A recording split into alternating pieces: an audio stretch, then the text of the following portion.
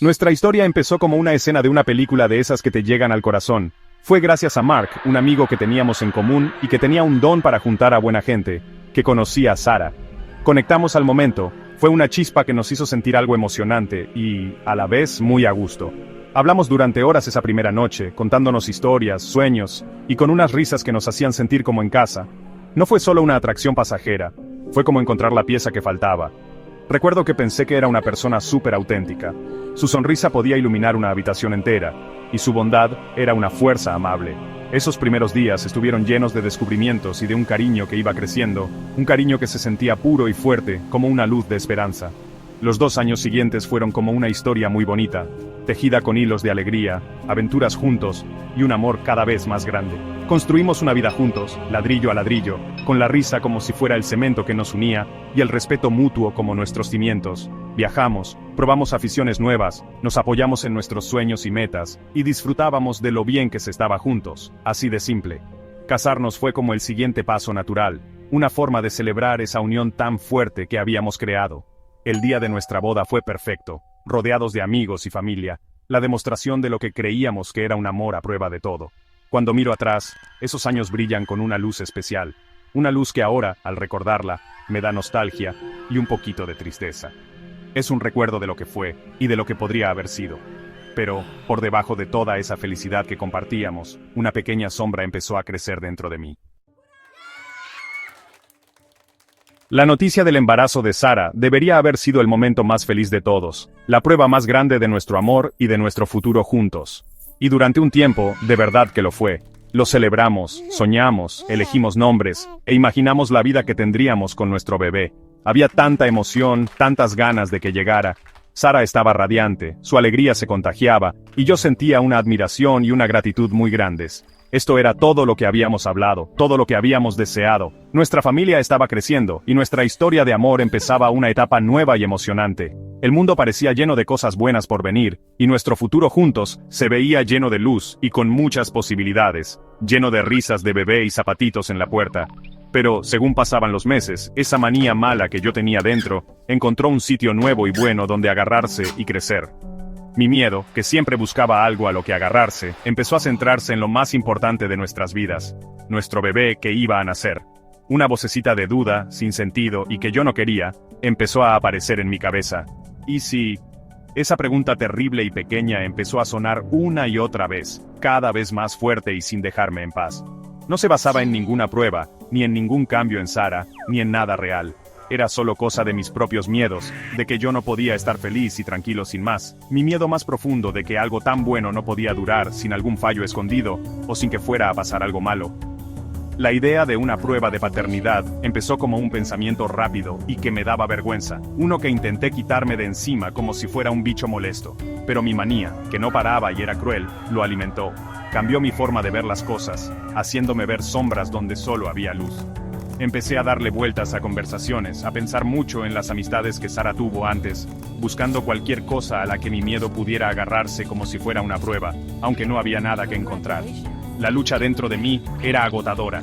Una parte de mí, la que pensaba con lógica, sabía lo loco y dañino que era pensar así. Sabía que Sara era buena persona. Pero la otra parte, llena de miedo, no paraba, imaginando cosas, alimentando mis preocupaciones y empujándome a hacer algo que yo sabía que podía ser terrible. La vergüenza era enorme. Me sentía como un monstruo solo por tener esos pensamientos sobre la mujer que amaba, la mujer que llevaba a nuestro hijo. Este lío en mi cabeza me hacía sentir muy solo. No podía contarle estos pensamientos tan feos a nadie, y menos que a nadie a Sara. ¿Cómo iba a reconocer que no confiaba tanto en ella? ¿Cómo iba a decir una sospecha sin ningún motivo y tan cruel? Así que dejé que eso creciera por dentro, esta semilla venenosa de la duda, dejando que creciera en la oscuridad de mi propia cabeza, poco a poco, pero sin parar, convenciéndome de que buscar esta seguridad era, de alguna manera, un paso necesario, aunque doliera mucho. El día que por fin pedí la prueba de paternidad, lo tengo grabado en la memoria como el momento en que nuestro mundo se rompió. Recuerdo estar ensayando las palabras, intentando encontrar una forma suave de decir algo que es tan duro. Pero no hay forma suave de decirlo. En cuanto las palabras salieron de mi boca, vi cómo la luz en los ojos de Sara se apagaba, y en su lugar apareció una mirada de sorpresa enorme, y después un dolor insoportable, muy dentro. Fue como si le hubiera dado un golpe. Su cara, que normalmente era tan expresiva y tan abierta, se convirtió en una máscara de no creérselo y de dolor. El silencio que hubo después fue tremendo, solo se oía cómo su corazón y el mío se rompían. Vi que le costaba mucho entender lo que le estaba pidiendo, por qué se lo estaba pidiendo. No se enfadó muchísimo de golpe, que, de alguna manera, habría sido más fácil de aguantar. En lugar de eso, fue una tristeza callada, pero que te rompía por dentro, que me dolió en el alma. No gritó, ni me echó la culpa de nada, solo me miró, con los ojos llenos de lágrimas que intentaba aguantar, y me preguntó: «Después de todo lo que hemos pasado, después de tanto tiempo, ¿esto es lo que piensas de mí? ¿Tampoco confías en el amor que hemos construido juntos?». Su voz era apenas un susurro, cargada de un dolor tan grande que mis propias preocupaciones me parecieron pequeñas y crueles.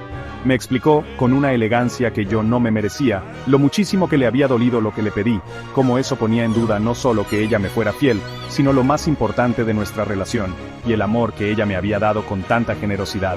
En los días que siguieron a esa conversación, una distancia fría se puso entre nosotros.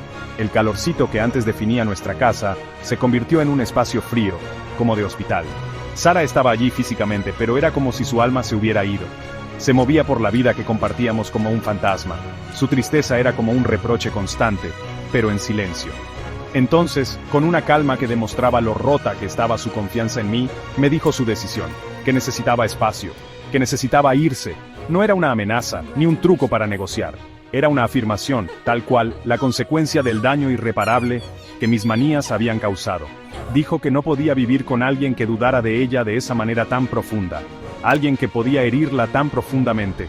Su decisión de que nos separáramos no la tomó con prisas ni por enfado, sino con el corazón encogido. Hizo una maleta, sus movimientos eran lentos, como si pensara cada cosa que hacía, cada prenda de ropa que doblaba era un símbolo de la vida que estábamos perdiendo. Me dijo que necesitaba protegerse, y a nuestro futuro bebé, de lo venenosa que era mi desconfianza. Dijo que esperaba que el estar separados un tiempo, me hiciera entender la gravedad de mis actos.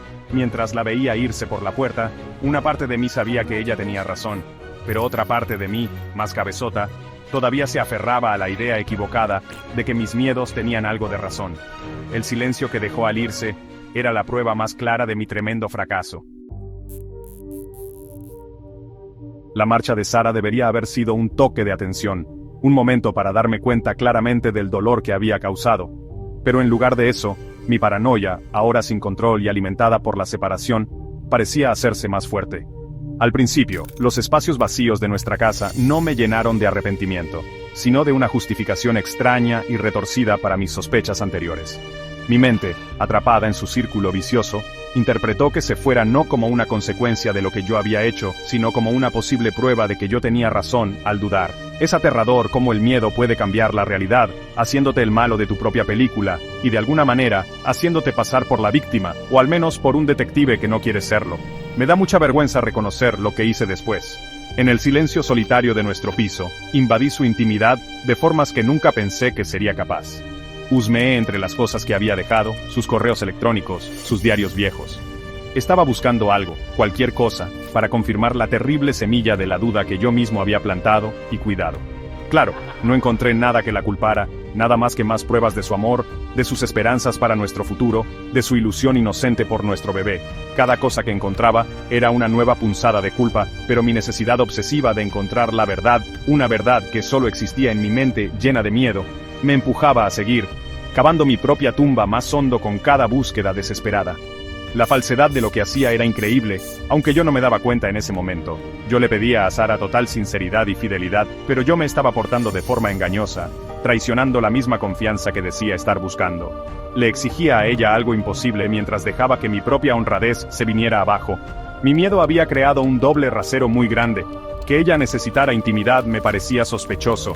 Que yo invadiera su intimidad, desde mi punto de vista equivocado, estaba justificado por mi necesidad de estar tranquilo. Esta forma de pensar tan torcida solo sirvió para hacer más grande el abismo entre nosotros, haciendo que cualquier posibilidad de arreglarlo pareciera aún más lejana. Estaba tan metido en mi propia historia de sospechas, que no podía ver la gran falta de respeto que le estaba mostrando. El ambiente estaba cargado de desconfianza, una niebla venenosa que ahogaba cualquier cariño que quedara. Cada llamada de teléfono era tensa, cada pequeño encuentro estaba lleno de acusaciones no dichas y de estar a la defensiva, casi siempre por mi parte. Estaba tan consumido por mis propias preocupaciones que no veía el daño tan grande que le estaba haciendo a Sara, la persona que yo decía querer más que a nadie. La confianza, una vez que se pierde, es muy difícil de recuperar. Es como un jarrón roto en 1000 pedazos. Puedes intentar pegar los trozos, pero las grietas siempre se verán. Yo no solo había agrietado nuestro jarrón, le había dado con un martillo, y los trozos estaban por todas partes. Quinta parte. Un rayito de esperanza. Las condiciones de Sara para volver a conectar. Después de varias semanas de dolorosa separación, semanas llenas de silencio y de mi propio caos interno que iba a más, Sara se puso en contacto. No fue una llamada llena de acusaciones o enfado, sino una que traía una pizca de algo que no me había atrevido a esperar. Ganas de hablar, de ver si quedaba algo que salvar. Me explicó que el tiempo separados había sido súper difícil para ella, pero que también le había ayudado a ver las cosas claras. Me quería, o al menos, quería al hombre que ella pensaba que yo era, el hombre que había sido antes de que mi paranoia se apoderara de mí, pero no podía, y no quería, volver a la relación tal como estaba. El dolor era demasiado reciente, la falta de confianza demasiado grande. Me puso sobre la mesa sus condiciones para siquiera pensar en intentar arreglar las cosas. No eran exigencias para castigarme, sino límites claros y firmes, necesarios para volver a construir una base de seguridad y confianza. Lo primero y más importante, tenía que reconocer, sin peros, lo mucho que la había herido, sin excusas, sin justificaciones. Necesitaba ver que yo entendía la gravedad de lo que había hecho, la herida que le había hecho en el alma y en nuestro lazo sagrado. Esto significaba aceptar de verdad mi paranoia y las decisiones destructivas que me había llevado a tomar, incluida la terrible petición de una prueba de paternidad. En segundo lugar, insistió en que buscáramos ayuda profesional, no solo para mí, para tratar mis problemas de confianza y mi paranoia, sino para los dos como pareja, si es que llegábamos a ese punto. Ella creía, y con razón, que no podíamos atravesar este camino tan difícil solos. Necesitábamos a una tercera persona, neutral y con experiencia, para ayudarnos a entender todo el daño y a aprender formas más sanas de comunicarnos y de relacionarnos. Esto no era negociable. También dejó claro que necesitaba demostrar un cambio constante y a largo plazo. Una disculpa de un momento no sería suficiente. Necesitaba ver un esfuerzo continuo, un compromiso de verdad, para convertirme en una pareja en la que se pudiera confiar. Por último, y esto fue quizás lo más difícil de decir para ella y de escuchar para mí, necesitaba que yo abandonara cualquier duda que aún tuviera sobre la paternidad de nuestro hijo, del todo y para siempre. La prueba de paternidad, si yo seguía insistiendo, sería el final definitivo, no un nuevo comienzo. Estaba dispuesta a pensar en reconstruir lo nuestro, pero solo si yo estaba dispuesto a empezar confiando ciegamente en ella y en que nuestro hijo era nuestro de verdad. Sus condiciones eran justas, nacidas del respeto por sí misma y de la esperanza desesperada de que el hombre que amaba siguiera ahí, en algún lugar, enterrado bajo el miedo y la desconfianza. El camino que tenía por delante era estrecho y empinado, y la decisión era mía. Sección 6. Los muros que construí. Mi lucha por asumir mi responsabilidad de verdad. Al oír las condiciones de Sara, una parte de mí sintió una gran esperanza. Me estaba ofreciendo un salvavidas, una oportunidad para arreglar parte del daño, para que volviéramos a estar juntos. Pero otra parte de mí, más cabezota y orgullosa, se rebeló. Mis ganas de defenderme, ese viejo escudo para no parecer vulnerable, aparecieron casi sin darme cuenta. Aunque yo sabía, en el fondo, que lo que pedía era razonable, e incluso necesario, a mi orgullo le costaba rendirse del todo. Me daban ganas de discutir algunas cosas, de explicar por qué tenía esa paranoia, como si entender mi miedo fuera a hacer que mis acciones tuvieran menos importancia. Esto fue un error muy grande por mi parte. Entender algo no es una excusa, ni tampoco cura la herida que hace la desconfianza. Acepté ir a terapia, e incluso conseguí pedir perdón de palabra. Pero ahora que lo pienso, veo que mis primeros intentos de hacerme responsable fueron muy por encima. Sentía lo que había pasado, sentía que ella estuviera mal, sentía que nuestras vidas fueran un lío. Sin embargo, todavía no había llegado a sentir ese arrepentimiento más profundo, ese que te hace entender de verdad, y aceptar los pensamientos y las cosas que hiciste mal, y que nos llevaron a este punto. Todavía, de forma disimulada, me estaba protegiendo a mí mismo, quitándome de encima el peso de la responsabilidad. Me resistía a algunas de las cosas que ella esperaba que yo cambiara enseguida, aunque no me las dijera. Me sentía presionado y que no me entendía, aunque era ella a la que yo le había hecho muchísimo daño. Mi orgullo era una barrera enorme, que no me dejaba ser todo lo humilde que necesitaba para que nos curáramos de verdad. Esta resistencia no siempre era tan clara. A veces era que no quería meterme de lleno en conversaciones difíciles, o que me ponía a la defensiva cuando ella intentaba explicarme lo mucho que le seguía doliendo todo. Yo quería pasar página, arreglar las cosas rápido, sin pararme a sentir de verdad lo mal que estaba por lo que había hecho. Todavía no había aprendido que para curarse de verdad hace falta paciencia y querer enfrentarse a las peores partes de uno mismo. Mi impaciencia venía de lo mal que yo llevaba la vergüenza. Quería quitarme la sensación de ser el malo de la película, pero todavía no estaba dispuesto a hacer el trabajo duro que necesitaba un cambio de verdad. El trabajo de desmontar mi orgullo y cambiar mi forma de ser desde la sinceridad. Sara, con esa inteligencia y esa fuerza que tiene, se dio cuenta de que mis intentos eran superficiales, reconoció mis esfuerzos, pero también, con cariño pero con firmeza, me señaló en qué seguía fallando, dónde mis ganas de defenderme seguían siendo más grandes que mi arrepentimiento. Era frustrante para los dos. Ella quería ver un cambio de verdad, que saliera del corazón, y yo quería que viera que lo estaba intentando, aunque mis esfuerzos no fueran perfectos y muchas veces solo pensara en mí. El no ser capaz de dejar mi orgullo de lado del todo, de mostrarme vulnerable de verdad y decir, me equivoqué, sin peros, nos tenía atascados. Los muros que había construido para protegerme ahora nos tenían prisioneros a los dos, impidiendo que avanzáramos de verdad hacia la reconciliación que los dos, en el fondo, seguíamos deseando. Sección 7. La luz que se apaga. Nuestro camino por la terapia. Sí que empezamos terapia, yo por mi cuenta y también como pareja. Empecé el proceso con algo de esperanza, aunque era una esperanza todavía con un toque de mis propios problemas sin resolver y mis ganas de defenderme.